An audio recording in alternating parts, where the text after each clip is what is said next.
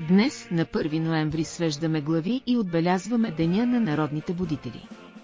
В този ден отдаваме почит на светото дело на книжовниците, просветителите, борците за национално освобождение и всички знайни и незнайни духовни революционери, съхранили през вековете книжовните ценности на нацията и нейния морал, за да я има от векове за векове.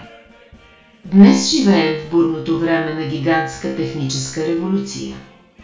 И трябва да приемем промените и да прегърнем новите технологии, базирани на изкуствен интелект.